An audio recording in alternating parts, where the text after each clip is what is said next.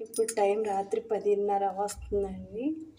షిరిడీ నుంచి వచ్చేటప్పటికి 10 అయింది. స్నానం చేసి ముందు ఇక్కడ దేవుడి దగ్గర శుభ్రం చేసుకుని షిరిడీ నుంచి తెచ్చిన బట్టలు బాబా గారికి స్నానం చేయించి ఇది బట్టలు వేసి దీపం పెట్టి నైవేద్యం పెట్టానండి.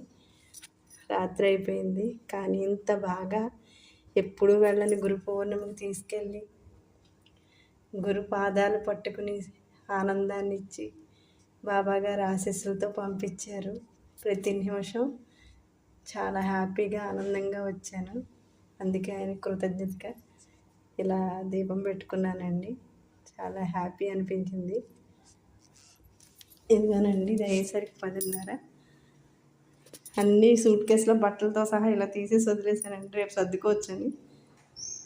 షిరిడి నుంచి ఏనుగులు పట్టుకొచ్చానండి బాబా గారి దగ్గర పెట్టడానికి, మా సాయి దగ్గర పెట్టడానికి 2 ఏనుగులు తెచ్చుకున్నాను. నేను ఏనుగులు కొని షిరిడి సాయి దగ్గర ఏనుగులు కొనాలనుకుని లోపలికి వెళ్తే సాయి తండ్రి దగ్గర కూడా ఏనుగులనే పెట్టారండి. గురు పౌర్ణమికి మల్లెపూలతో చేసిన ఏనుగులు పెట్టారు. ఇదిగో ఇలా 2 ఏనుగులు తీసుకొచ్చానండి. బుజ్జి ఏనుగులు భలే ఉన్నాయి.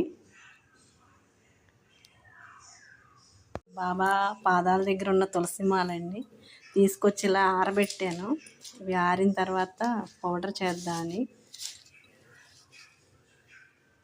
ఈ పువ్వులు కూడా ఆయన పాదాల దగ్గర ఉన్నాయి. రాత్రి వచ్చాం కదండి, ఇలా ఆరబెట్టాను.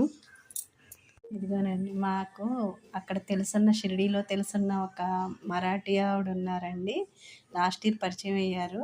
ఆవిడ మేము వచ్చామని తెలిసి మాకు ఈ సాయిని ఈ డ్రెస్సు సాయిబాబా వారి క్లాత్ అండి, ఇది బాబా గారి క్లాత్.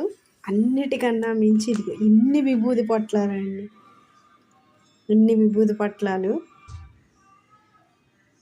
నాకు ఇన్ని ఇచ్చారు, మా పాపకి ఇన్ని ఇచ్చారు. నాకు ఇచ్చినవి ఎక్కడ లోపల పెట్టాను, అందుకే ఇవి విభూది పొట్లాలు ఇచ్చారండి.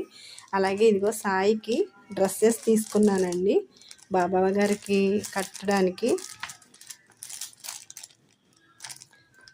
మా బాబా గారికి 2వ నెంబర్ సరిపోతుందండి, 2nd నెంబర్ డ్రెస్సెస్ తీసుకున్నాను. ఇవన్నీ కూడా చక్కగా సాయి పాదాల దగ్గర పెట్టి ఇచ్చారండి. చాలా హ్యాపీ అనిపించింది. ఇవేనండి నేను తీసుకొచ్చినవి.